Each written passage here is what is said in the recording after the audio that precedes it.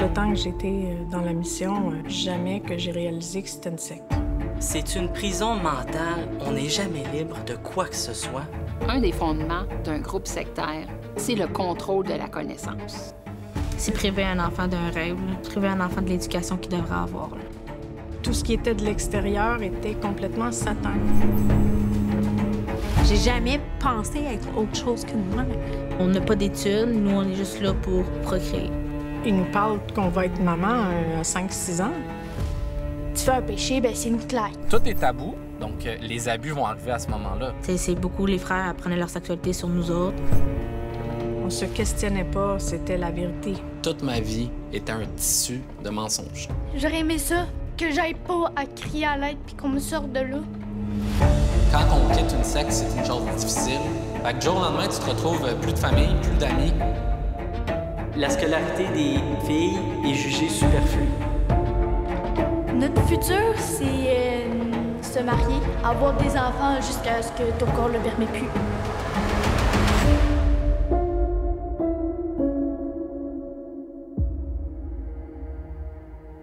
J'aimerais ce soir vous parler d'une situation qui dure depuis trop longtemps. Il m'est formellement interdit de vous en parler, mais je vais le faire quand même. Les serviteurs possèdent de nombreux documents dont ils n'ont jamais mentionné ni l'existence ni le contenu en assemblée.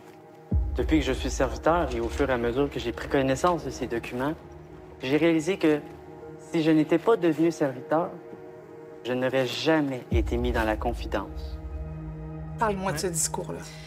Quand j'en suis venu à ne plus y croire, j'ai décidé que je pouvais pas simplement m'en aller avec ce que je savais. Tu voulais quand même frapper fort, là. Exactement. Je voulais frapper les esprits, que les gens se rappellent pour toujours qu'ils se sont fait dire la vérité, que quelqu'un s'est levé, leur a parlé, leur a dit c'était quoi la vérité, parce que c'est une organisation religieuse qui est néfaste pour ses membres et son histoire est jonchée de familles brisées, de vies brisées. Bien, pour moi, aujourd'hui, la mission de l'Esprit Saint, c'est vraiment un groupe sectaire qui garde les gens sous l'emprise en leur laissant croire que qui sont des élites et qui vont produire l'humanité parfaite. Je me sentais tellement pris, genre, j'ai aucun pouvoir, là. Tu sais, c'est déjà tout tracé, c'est pas ça que je veux. Je sais pas comment cette volonté-là de vouloir partir puis de vouloir rien savoir de ça m'est venue aussi jeune. Intérieurement, tu vis un vide profond, puis énormément de peur.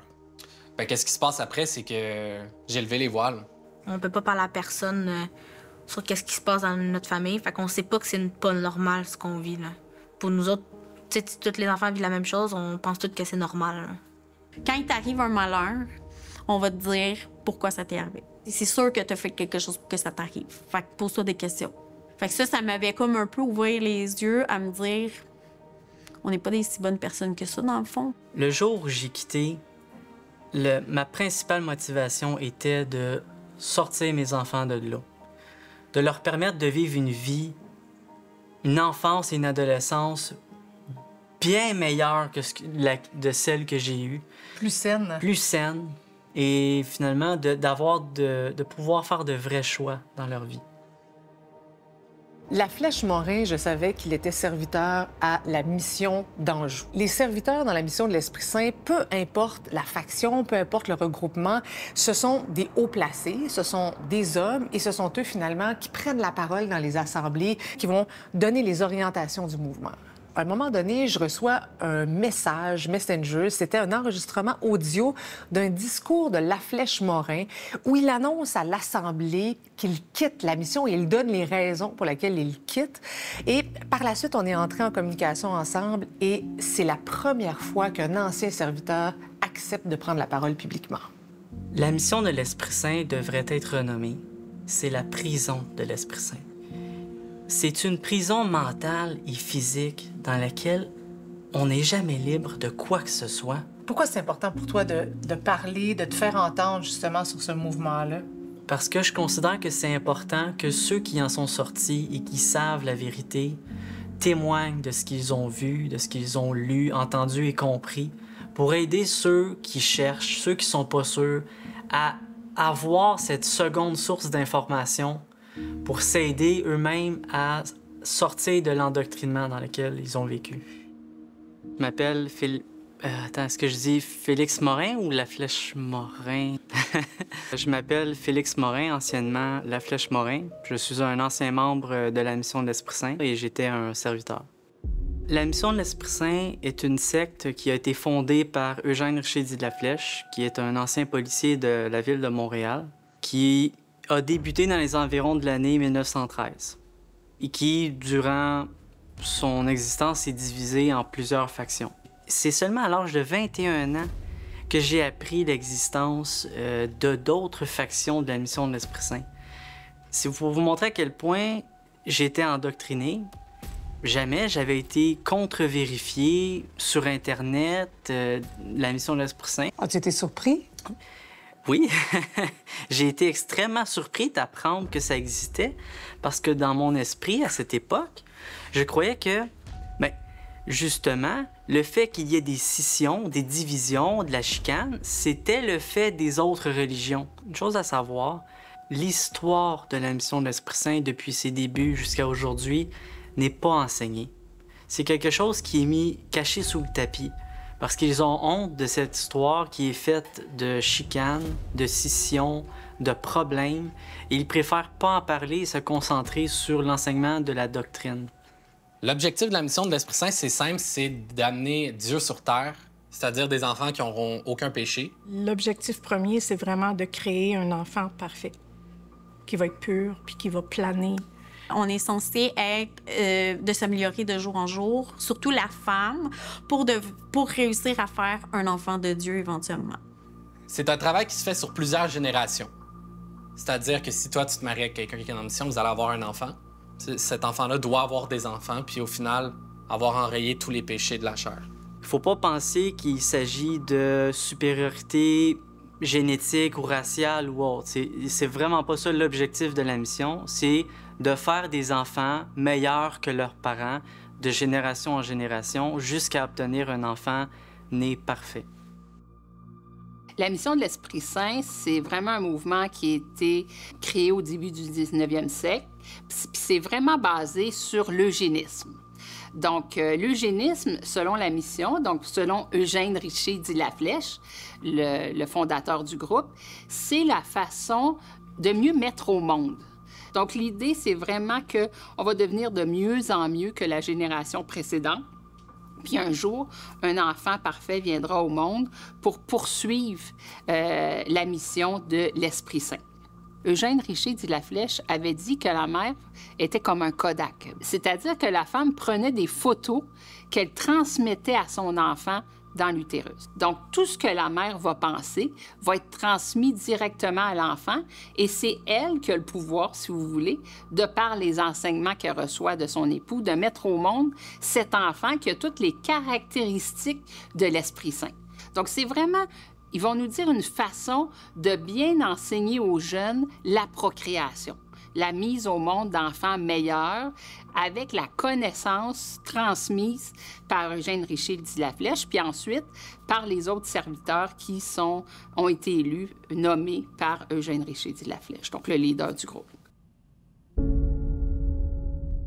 Eugène Richer-dit La Flèche se faisait d'abord passer pour un prophète qui est venu apporter un message de l'Esprit Saint. Ce n'est que plus tard qu'il s'est fait voir comme étant la troisième incarnation de l'Esprit Saint sur Terre. Dès notre jeune âge, ce qu'on nous a appris par rapport à Eugène Richer-dit La Flèche, c'était que c'était la troisième personne en Dieu. Donc, il y avait Jéhovah, Jésus-Christ et... Je m'excuse. Il y a un sentiment quand j'entends son nom. C'est fou, là. Mon cerveau sait que j'ai été élevée avec des informations erronée. Sauf que d'entendre son nom, il y a un grand sentiment. Tu as été élevé, porté dans un sentiment de culpabilité, de peur, tu dois croire, tu dois faire bien. Puis c'est vraiment, tu ressens quand même toutes ces émotions-là revenir, même si tu crois plus en cette personne-là. Ce que j'ai réalisé juste cette année, c'est que dans le fond, là, dans la mission, ton existence, c'est de travailler à finir ta vie sans aller dans l'enfer. Donc, vraiment, là, tes journées, là, ton existence, c'est vraiment ça. Donc, c'est quoi ta vie? C'est un instinct de survie. Ta vie, c'est vraiment ça, là.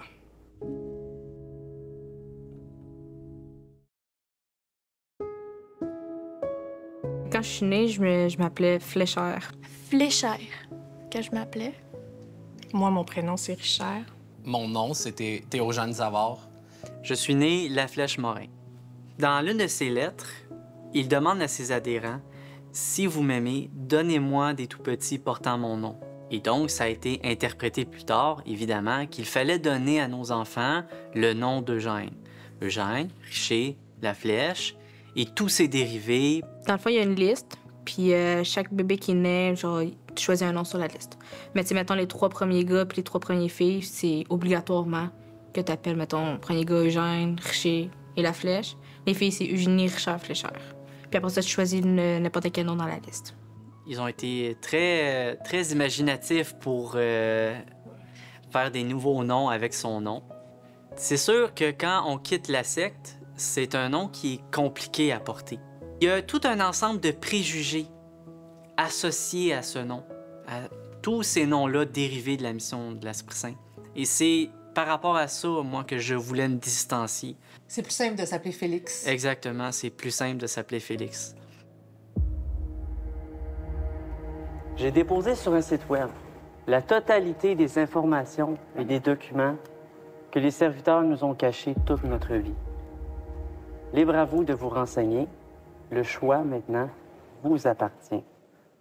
Le site que j'ai mis en ligne était pour moi, à l'époque, ce que j'avais considéré être le meilleur outil pour transmettre toutes les découvertes que j'avais faites, permettre aux gens d'avoir accès à toute la documentation que je possédais. Et donc, via mon site, mon objectif, c'était d'expliquer autant que possible, quels étaient ces documents-là, en quoi ils étaient importants à connaître. Le titre de ton site dit tout, finalement? La vérité sur la mission de l'Esprit Saint. Si vous la cherchez, c'est là qu'elle est. Et mon objectif, en donnant accès aux gens à ces documents-là, c'était de leur permettre encore d'avoir une seconde source, d'avoir une autre source d'information extérieure à la mission. Ça doit être quand même perturbant quand t'es élevé dans ce mouvement-là, tu y crois, t'as confiance, tu penses que c'est la vraie vérité, comme tu m'as déjà dit. Et t'arrives à un moment donné et tu te rends compte que finalement, c'est basé sur rien ou sur des mensonges. Exact. Déjà, là, imaginez quand j'ai compris que mon titre de serviteur, que je croyais être un privilège, une chose pour laquelle je devais me montrer digne tous les jours, en fait, ne valait rien, n'avait absolument aucune valeur. Et tous les sacrifices que j'avais faits n'avaient servi à rien. Ils ne produiraient jamais rien de bon. J'ai passé par une période très sombre de ma vie où vraiment des idées suicidaires sont arrivées. Ça a pris du temps pour passer par-dessus. Qu'est-ce qui te faisait mal? C'est finalement d'avoir perdu tant de temps de ma vie, d'avoir fait tant de sacrifices, d'avoir perdu tant d'opportunités. Ça a été finalement pour moi de réaliser combien toute ma vie jusqu'à ce moment-là a été perdue pour rien. Tu sens que tu as une partie de ta vie qui a été brisée complètement? Une partie de ma vie a été annihilée, brisée, gaspillée, tout simplement.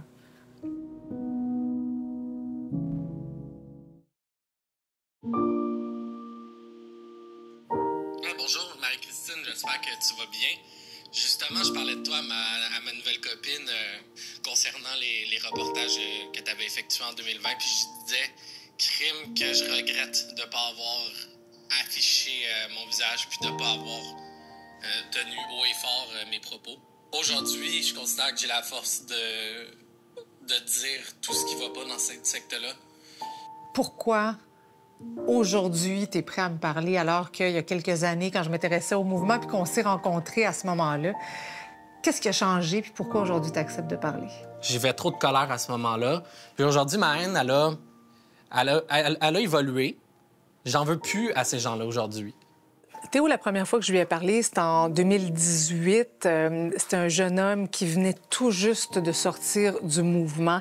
Un jeune homme brillant, éloquent, mais très fragilisé. Il n'a jamais voulu, à cette époque-là, m'accorder d'entrevue parce que, justement, il était trop sensible, trop émotif. Et on se retrouve 4-5 ans plus tard. Théo m'a laissé un super message. Et là, il me dit qu'il est prêt à m'accorder une entrevue et à dénoncer ce qu'il a vécu. Je suis né dans la mission de l'Esprit Saint. Puis, ça fait aujourd'hui 5 ans que je suis parti de la mission. Je suis 10e d'une famille de 11. Donc, mes parents sont ensemble depuis qu'ils ont 18 ans. Aujourd'hui, ils sont à la retraite. Toute ma famille a grandi dans la mission. Fait que moi, j'ai grandi ici, là, dans la Naudière, là, pas loin de la mission de l'Esprit Saint qui était à Saint-Paul. Ce qui est arrivé, en fait, c'est que vers l'âge de 24 ans, j'ai eu un contrat d'agent de sécurité sur une entreprise dans la Naudière qui était en construction. Puis le contrat, c'était d'être là toute la nuit, 7 jours sur 7, pendant 2-3 mois, à faire que de la surveillance. Donc, ça prenait tout mon temps. Quand tu es dans la mission de l'Esprit Saint, tu vis ta vie à fond. La fin de semaine, tu vas à la mission. La semaine, tu vis la mission. On a à peu près 8 à 9 prières à chaque jour quand on mange. Pour la première fois de ma vie, en 24 ans, j'étais éloigné de la mission de l'Esprit Saint. Mais tu sais, l'agent de sécurité, la nuit, il n'y a pas souvent des voleurs. Il n'y en a même pas eu un. C'est des rondes que tu fais en pick-up. Puis moi, j'étais orateur. C'est-à-dire qu'il fallait que je fasse des recherches dans les livres de la mission, dans la littérature de la mission pour préparer des discours. Sauf que là, en ce moment, je suis pas libre pour en préparer. Mais je voulais quand même avoir des discours d'avance. En faisant ce travail-là, je me posais des questions. Puis quand tu te poses des questions, tu vas voir tes confrères, tu vas voir tes collègues qui sont orateurs, tu vas voir d'autres pères de famille. Mais là, j'avais pas ce stade-là parce que de 1, c'était la nuit. Puis de 2, j'y allais plus. Fait qu'il y a plein de questions qui restaient en suspens pour la première fois dans ma vie. Puis là, il y a des choses que je commençais à trouver bizarres. La première chose, c'était une preuve que la mission existe, c'est que les enfants voient à la naissance. Il disait, tous les enfants dans le monde entier, quand ils naissent, ils ont les yeux fermés. Je suis comme, ce serait peut-être temps d'aller vérifier ça. Fait que là, j'étais allé sur YouTube, naissance, accouchement. J'étais allé voir plein d'autres enfants qui étaient filmés à la naissance, puis j'étais comme, mon enfant n'est pas différent de tous les autres. Quand je faisais mes recherches, j'avais un ami qui lui aussi, qui était mon meilleur ami, puis j'y partageais ça. Puis il m'a dit, telle date, il y a une rencontre d'astronomes amateurs dans la Naudière, c'est un groupe, puis ils vont observer les planètes. Dans la mission, on apprend aux enfants que l'univers est complètement vide, que les planètes n'existent pas, que la Lune n'existe pas, que le Soleil n'existe pas. Donc, tu as dû avoir un choc quand tu as vu les planètes à travers le télescope. Oui, ça m'a fait un choc parce que, de un, je trouvais ça sublime. C'est comme la plus belle affaire que j'avais vue de ma vie. Puis de voir l'implication et la passion de ces gens-là dans ce projet-là, ça ajoutait du concret à l'existence de la chose. On nous apprenait pas les planètes, parce que ça n'existait pas. La Terre est faite en poire, elle est pas ronde. Tu sais, tout ce qui est à l'extérieur, genre, je sais pas comment dire, mais mettons, géographie, tu sais, ça l'aimerait à me servir. Il nous disait que la planète est en forme, la Terre est en forme de poire, que les étoiles, c'était des ombres mortes, la Lune, c'était le reflet de la mer. Fait que... Ouais, On t'a jamais enseigné les continents, les plaques tectoniques? On connaissait rien de tout, là. On nous enseigne que le Soleil est la réverbération du feu au centre de la Terre via les glaces de l'Antarctique, les glaces polaires, sur le plafond de glace au-dessus de nous, qui reflète donc le feu au centre de la Terre. Au fond, le soleil que l'on voit dans le ciel, ce sont les flammes de l'enfer. Carrément. C'est ça qu'on enseigne aux enfants. C'est ça qu'on enseigne. Certains enseignements de Eugène Richer, dit La Flèche, nient certaines connaissances scientifiques. Tu sais, des connaissances qui, pour vous et moi, la Lune existe, elle est bien réelle, il y a des gens qui sont allés, ils ont marché dessus. Bien, les membres de la mission, eux, ne sont pas scolarisés pour connaître ces éléments-là de la réalité.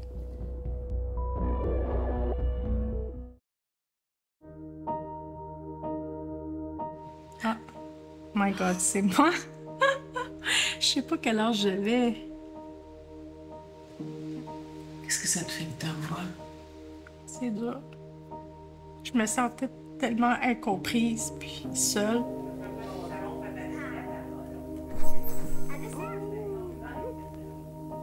Dans ma famille, j'étais la deuxième d'une famille de 8. De comment je me vois, je pense que j'avais la passion dès le jeune âge. J'avais comme je voulais, même si je savais pas tout ce qu'il y avait à offrir dans le monde, on dirait que ce que je ressentais, c'est que je voulais tellement tout faire. Ça, c'était ma cousine qui enseignait. Donc, on voit pas bien, je suis peut-être là, peut-être que ma sœur est là. On n'a pas reçu l'éducation complète, là. Puis je me souviens que, surtout en français, il y avait plusieurs pages d'enlever tout ce qui pouvait avoir rapport avec la religion catholique ou toute influence qu'il pourrait avoir eu. Donc, c'était très limité comme apprentissage. Pour nous, on allait à Saint-Paul. C'était des locaux où est-ce qu'on pratiquait aussi, où on avait nos assemblées, toutes les activités. Donc, il y avait des classes. Principalement, c'était mes tantes, mes cousines qui enseignaient. Je ne suis jamais allée à l'école. Ça a toujours été l'école à la maison. On avait un programme. Dans le fond, il y avait un des serviteurs qui faisait son propre programme. C'était des livres créés par la mission. Mettons dans les livres, c'était jamais des noms comme tu vas voir. C'était tout le temps comme Eugène mange une pomme, Eugénie en mange 2, combien il en reste. Puis... Exemple, on va faire une dictée. On va pas dire Carole a 3 pommes et on va pas faire ça. On va dire Eugène Richer dit La Flèche est allé à Rome en planant. C'était tout le temps comme plus des choses reliées vraiment beaucoup avec la mission. C'était du lundi au vendredi, un peu comme l'école publique. On était à table, en train de faire nos devoirs. C'était nos cousins et cousines qui nous donnaient nos devoirs à faire. Ils nous surveillaient. On n'a pas de professeurs. Fait que c'est les parents, les mamans qui vont donner des cours de français, des cours de mathématiques. Puis ils vont inclure la mission là-dedans. Les serviteurs demandent à toutes les familles de la mission de l'Esprit Saint de ne pas envoyer leurs enfants à l'école du monde. Ils demandent que les enfants soient instruits, soient scolarisés à la maison, dans le but de les prévenir contre les mauvaises influences de l'extérieur. Que l'objectif n'est pas de leur fournir une scolarité meilleure, plus qualitative. Le seul objectif est de les préserver du monde. On sait l'école à la maison, c'est permis au Québec, mais par le passé, à la mission de l'Esprit Saint, il y a eu des dérives en termes d'éducation. Le ministère de l'Éducation s'est bel et bien rendu compte qu'il y avait des écoles clandestines au sein de ce mouvement-là, donc elles ont dû être fermées. Par la suite, on se pose la question, c'est beau de faire l'école à la maison, mais quand on regroupe des dizaines d'enfants dans la même pièce, est-ce que c'est encore de l'école à la maison? Et l'histoire de Théo est, à mon sens, très significative de ce qu'un enfant de la mission de l'Esprit Saint peut vivre. Ce jeune homme-là est sorti à l'âge de 20-21 ans. Il n'avait aucun diplôme, n'est jamais allé à l'école publique. Il y a plein de matières qu'il n'a jamais vues. Donc, c'est clair que pour un jeune qui sort de la mission de l'Esprit Saint ou un jeune tout court qui manque d'éducation, bien, ça handicape son futur. Moi, je faisais partie de l'Institut La Flèche, qui était une école clandestine. Cette école clandestine-là a été fermée en 2004. Comment cette organisation-là fonctionnait? C'était de 8 h le matin à 13h30. Donc, première année de primaire à 6e année de primaire, puis le secondaire. Puis, c'était des mères de famille qui nous enseignaient. Est-ce que vous faisiez les examens du ministère? Non, on faisait pas les examens du ministère. Pourquoi? Parce que c'était une école clandestine qui rendait pas de compte au gouvernement. Puis, ce qui est arrivé, c'est qu'ils ont obligé les enfants à aller faire des examens dans des écoles publiques. C'est-à-dire, moi, j'avais 9-10 ans, donc en 2004. Tous les enfants de la mission ont coulé leur examen. Puis suite à ça, le gouvernement a dit, bon, les exigences de la commission scolaire ont maintenant changé. Dorénavant, les enfants pourront avoir un portfolio pour qu'on puisse évaluer leur progrès durant l'année. On fera plus d'examen. Donc, toi, t'es scolarisé où après 2004? Dans des sous-sols de maison. À chaque année, ça change. Il y a une madame qui va prendre 6 enfants. Il y a une madame qui va prendre 4 enfants. Il y a une madame qui va prendre 8 enfants dans son garage, dans son sous-sol. On s'arrange. On est une communauté de 300 enfants, là, puis se dispatcher un peu partout selon les années puis les compétences de tout le monde. Puis arrivé au secondaire, il y a une personne qui a un bac en enseignement en français qui va justement prendre les secondaires, sauf qu'on est à peu près une cinquantaine qui sont en secondaire. Fait que la mission d'Esprit Saint, ils ont une bâtisse principale qui vont faire leurs activités. Puis à côté, il y a un gros garage avec le toit vert. Puis à l'étage, on allait faire l'école à cet endroit-là. Puis on avait des rondes le matin à respecter. L'école commençait à 8 h, puis il y a des familles qui pouvaient arriver à 7 h 15, des familles qui pouvaient arriver à 7 h 30, puis des familles qui pouvaient arriver à 7 h 45. Il fallait pas qu'on se fasse voir parce qu'on s'était fait fermer en 2004. Fait que ça aurait pas été legit de faire de l'école cachée.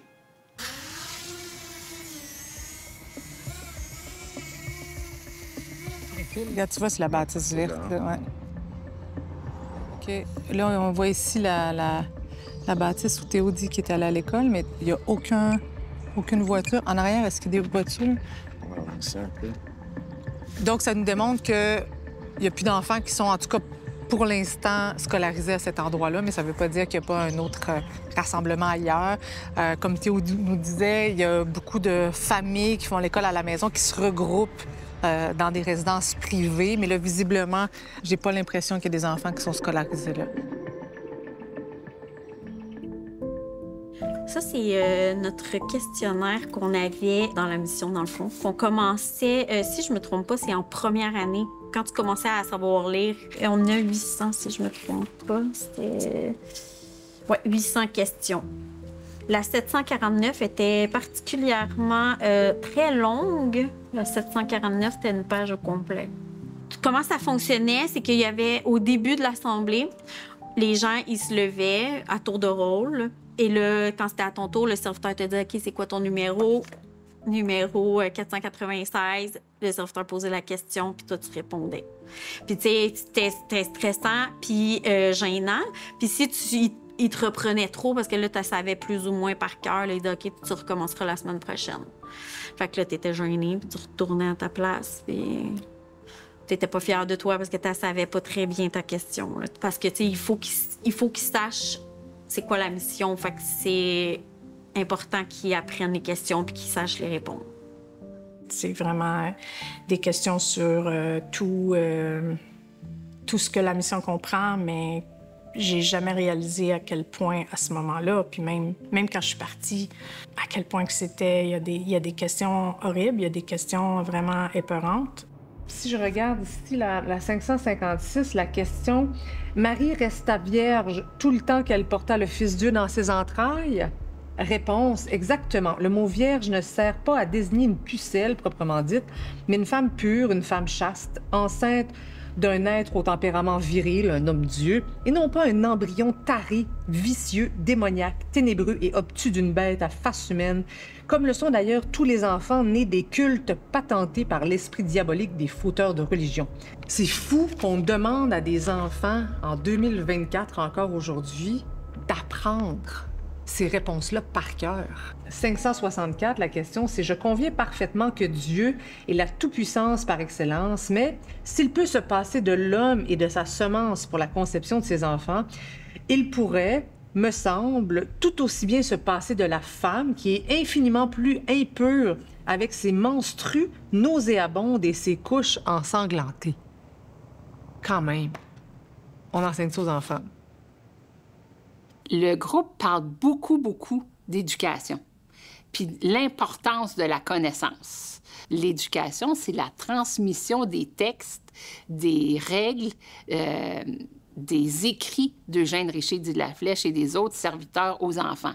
Donc, c'est des éléments qui favorisent l'apprentissage des principes de la mission, des valeurs, des connaissances. Un des fondements d'un groupe sectaire, c'est le contrôle de la connaissance. Donc, c'est pas tant que dans un groupe sectaire, on veut cultiver l'ignorance, mais c'est qu'on veut cultiver, on veut contrôler l'information à laquelle vous avez accès pour éviter la confrontation des idées. Donc, vraiment, on veut qu'il y ait une socialisation qui soit uniforme. À la maison, à l'école, dans la communauté, on transmet le même message. En plus, on vous occupe le plus possible. Hein? On veut que vous soyez occupés du matin au soir, puis si vous avez des soirées disponibles, on fait des rencontres avec d'autres membres pour parler. Donc, plus vous allez avoir l'esprit occupé, moins vous allez avoir de temps ou d'espace dans votre tête pour remettre en question des pratiques. Pourquoi? Parce qu'on minimise votre lien avec le monde extérieur pour éviter votre remise en question des principes du groupe. Puis si vous ne les remettez pas en question, vous n'allez pas quitter la communauté.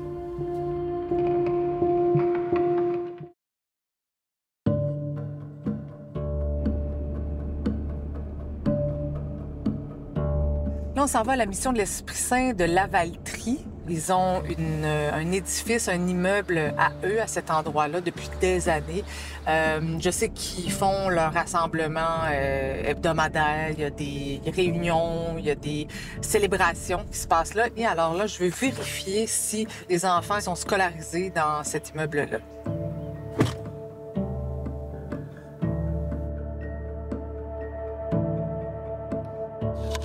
Ça va bien? Oui, bonjour. Je m'appelle...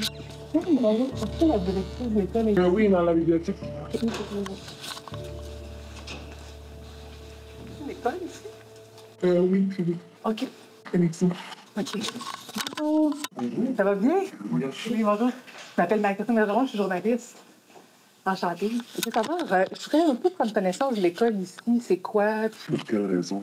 Ben, pour savoir qu'est-ce qu'on y enseigne, puis...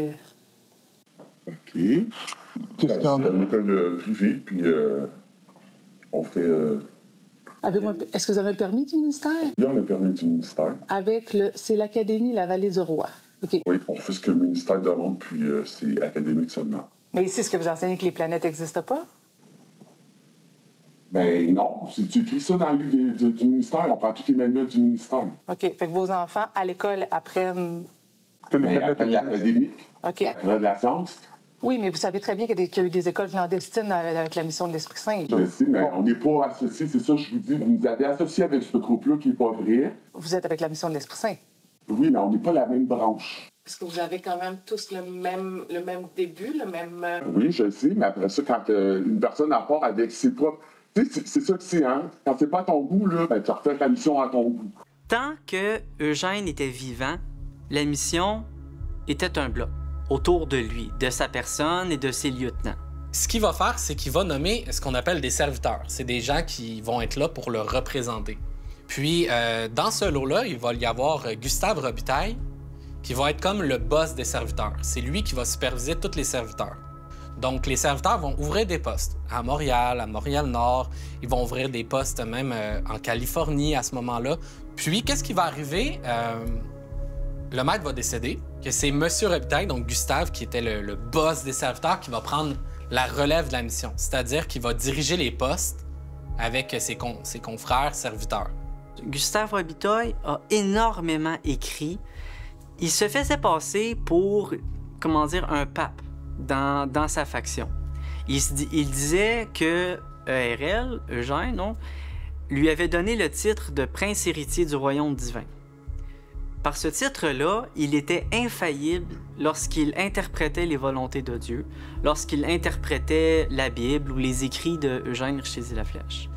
Il faut comprendre qu'à ce moment-là, il y a une première scission qui est très importante à connaître parce que lorsqu'on fait affaire avec une mission de l'Esprit Saint, il faut se demander, est-ce que cette faction-là reconnaît l'autorité de Gustave Robitaille ou pas? Parce que vraiment, ça change beaucoup de choses. Il faut comprendre, c'est que la mission, c'est un organisme en mouvement. quand ça va être la transmission ou la mort d'un serviteur, puis transmettre le pouvoir à un autre, ça donne généralement lieu à des séparations. C'est pour ça que c'est un peu difficile de savoir le nombre précis de sous-groupes. Mais c'est pas tout le monde dans la mission qui envoie les enfants à l'école privée, c'est un choix personnel. C'est pas une obligation, c'est un choix personnel. Puis ils les envoient ici parce que c'est académique. Ce qui est moral, ça se donne les soirs, les vendredis soirs, les dimanches matins. Jamais à l'école. OK. Merci. Bye. Bonne journée à tous. On a eu la réponse du ministère de l'Éducation qui nous confirme finalement qu'ils ont octroyé un permis d'école privée à l'Académie de la Vallée-du-Roi qui appartient à la mission de l'Esprit Saint. On a reposé des questions, on a dit, bien, vous vous basez sur quoi pour donner un permis? Est-ce que vous savez que ce permis-là, cette école-là, appartient à des gens de la mission de l'Esprit Saint? Puis dans le fond, ce qu'ils nous disent par écrit, c'est que comme ils respectent les critères administratifs, et qu'il y a une surveillance, qu'il y a des interventions du ministère de l'Éducation pour savoir qu'est-ce qu'ils enseignent. Ils ont parfaitement le droit de tenir cette école-là. Mais je vais en discuter avec eux. Je leur ai demandé par écrit, donc, de m'accorder une entrevue. Puis j'ai toujours pas de réponse, donc je vais retéléphoner au responsable des relations de presse. OK, bien, je vais attendre votre retour? Oui, on se rend avec monsieur, vous en faites pas. OK, merci. Merci, au revoir.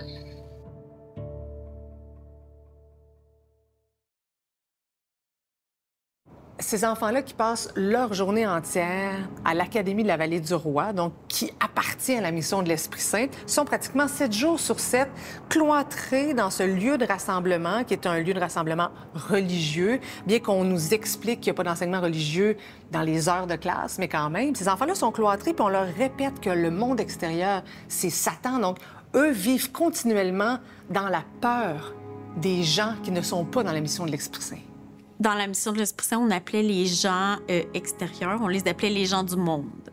Ça, c'était des mauvaises influences, des gens qui n'ont pas des bonnes valeurs. Ils nous recommandaient pas tant de parler aux gens extérieurs parce qu'ils disaient qu'ils pourraient nous influencer dans le mal.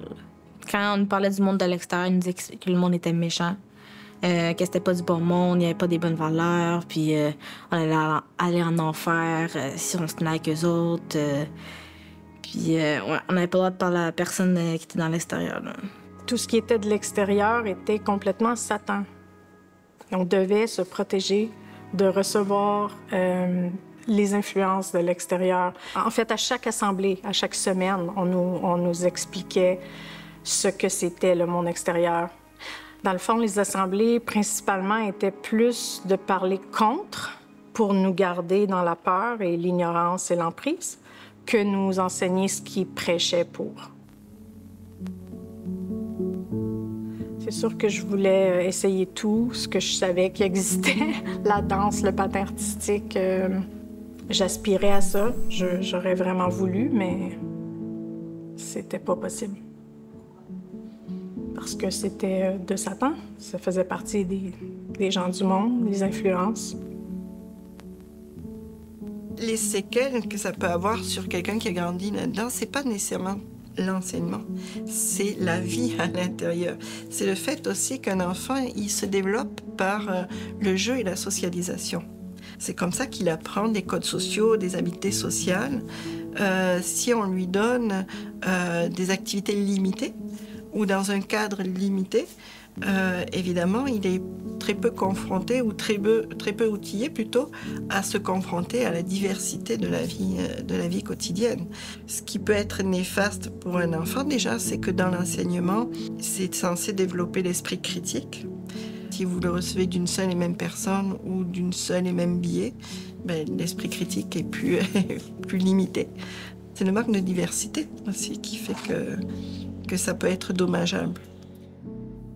Je pense que aujourd'hui, les jeunes qui sont en mission ont moins de chances d'avoir des opportunités dans leur vie ou tout simplement de quitter la mission de l'Esprit Saint s'ils ne sont pas encadrés dans leur éducation. Je pense que l'éducation, c'est la clé pour te poser les bonnes questions dans la vie. Puis moi, c'est des lacunes que j'ai énormément souffert puis que j'aurais aimé avoir.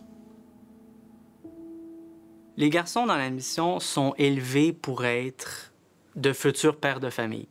et accessoirement de futurs serviteurs pour ceux qui en auraient les capacités. On va nous enseigner dès l'âge de 14 ans à s'adresser au peuple, à parler de la mission, à faire de la propagande, à parler devant nos confrères. Puis on va nous apprendre à bien s'exprimer pour justement être capable de livrer le message qui est la mission de l'Esprit Saint dans toute sa splendeur, de façon poétique. Niveau scolaire, les gars, ils vont vouloir, tu sais, surtout mon père, il va vouloir que mes frères prennent beaucoup ça plus au sérieux. Tu sais, mon père, anyway, il me l'a déjà dit, quand j'ai coulé mon secondaire 1, j'étais censée passer au 2, puis il a dit « Oui, c'est pas grave, là, t'en auras pas besoin, c'était une fille. » Tout ce qui est sciences, arts plastiques, géographie, les filles ont pas besoin de ça, fait qu'on leur apprend pas ça. Par contre, mes frères, il fallait qu'ils fassent jusqu'à leur 3, vraiment leur secondaire. Après ça, faut qu'ils fassent leur DEP. Après ça, avant que les gars se marient dans ma famille, faut que leurs études soient complétées, qu'ils aient une job stable, de l'argent mis de côté avant de marier une fille. Puis la fille, elle se prépare mentalement. Puis Elle se prépare à quoi? À son futur. C'est quoi le futur qui est réservé aux filles de la mission de l'Esprit Saint? Notre futur, c'est se marier, avoir des enfants jusqu'à ce que ton corps le permet plus.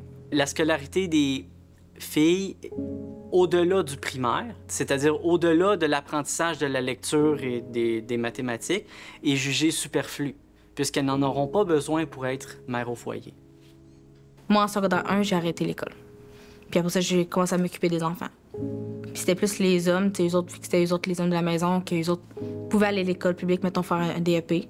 Puis après ça, eux autres pouvaient avoir un travail à temps plein pour s'occuper, pour ramasser l'argent, pour nourrir la famille. En fait, quand tu es dans la mission de l'Esprit Saint, les filles arrêtent l'école à partir de 13 ans. Quand elle est plus mature, qu'elle a ses règles, habituellement, la fille, elle arrête d'aller à l'école parce que là, elle se prépare à être une mère. Donc, qu'est-ce qu'elle va recevoir comme enseignement? C'est simple. Savoir faire à manger, savoir garder des enfants en bas âge. On va vous préparer à s'occuper des enfants de votre mari, puis on va vous préparer à savoir remplir l'estomac de ce mari. Toi, ton avenir, depuis que t'es jeune, on te dit que tu vas te marier, tu vas avoir des enfants, tu vas t'occuper de ta famille.